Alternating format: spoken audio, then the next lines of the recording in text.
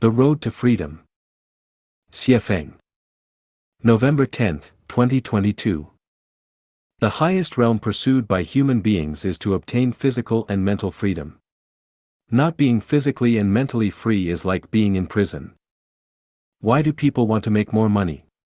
Its core purpose is to gain greater freedom. Why do people have to study hard? Its ultimate purpose is to gain more physical and mental freedom.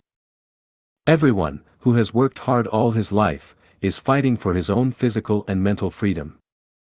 The question is, have they achieved physical and mental freedom throughout their life?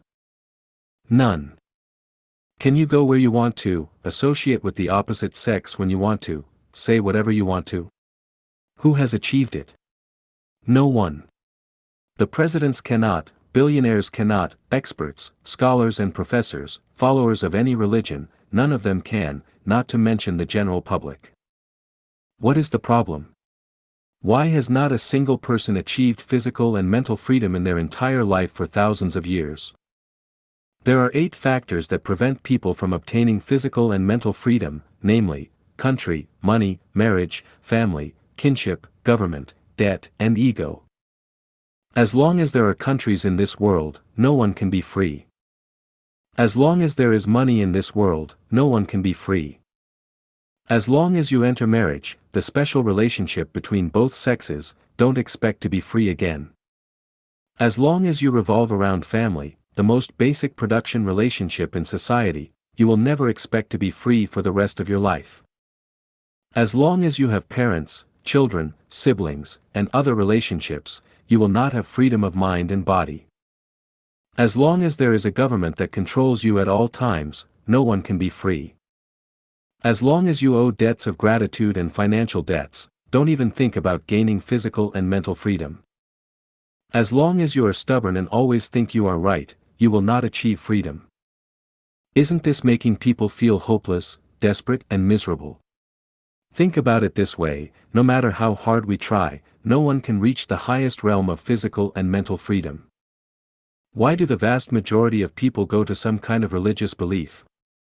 When people cannot get physical and mental freedom in reality, they can only seek spiritual comfort in religion, to anesthetize their fragile and sad nerves, and to live a miserable and helpless life in hope. In terms of conventional thinking, there is no possibility that the country, money, marriage, family, kinship, government, debt, and ego will disappear from the world. No one in their right mind can accept the disappearance of these 8 factors, even emotionally. However, it is precisely because people are too rational and pay too much attention to affections that no one has achieved true physical and mental freedom for tens of thousands of years. People cannot imagine how they would live if these 8 factors disappeared.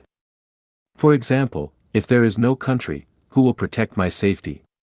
What's the point of having a life without parents and children? Who will be responsible for the normal operation of society without the government? Without money, what can I use to exchange for the goods I need with others? And so on.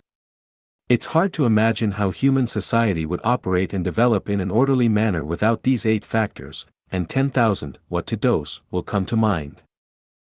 Nothing is ever impossible which not yet been realized or transformed by thinking. On my way to make people completely gain physical and mental freedom, I entered 20 worlds in the realm of time and space that are superimposed, intersected, have clear boundaries that are interconnected, and found that there are no factors such as country, money, marriage, family, and kinship in the 1,000-year world, which is the closest to human life, but the people who live there have a beautiful life with complete freedom of body and mind. I wondered if I could copy the life mode of the 1,000-year world to the human world, so I created a brand new production and life mode which is completely different from the traditional life mode. I call it the second home. This second home life mode has been going on for 13 years since April 2009, and 95% of those who have lived this way have been happy with this way of life. It turns out that, even if factors such as country, marriage, and family disappear, human beings can live a lifetime in the highest realm of life with freedom of body and mind. Can the partial success prove that the second home model works in the world? In theory, it totally works. In practice, it needs to be confirmed experimentally. I have lived in Asia for decades, Africa for more than 10 years, America for more than 5 years, and a few months with the indigenous tribes of Australia. In the recent 5 years, I have been in close contact with more than 2,000 people from Europe and have had superficial exchanges with most of them. I have also had deep contacts and exchanges with the Konohana family in Japan. I have visited 2 communities in Canada as well and have conducted in-depth exchanges with them. My feeling is that the new life of human beings, the second home mode, works all over the world. What I am convinced of is that if human beings are not eliminated by nature, the future production and life mode of human beings will be the second home model.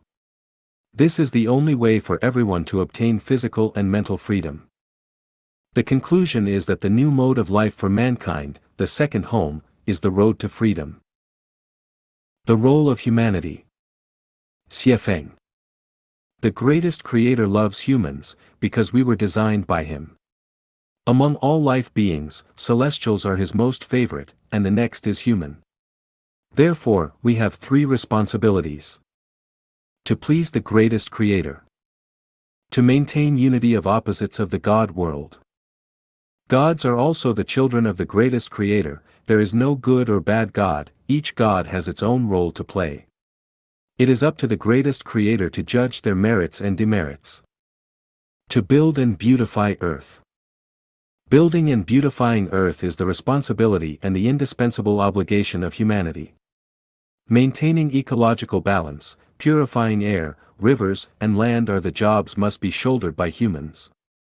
We must not shirk our responsibilities just because we are taken care by the greatest creator. It is just like kids must learn to be independent and help themselves, they must not rely on the parents for everything.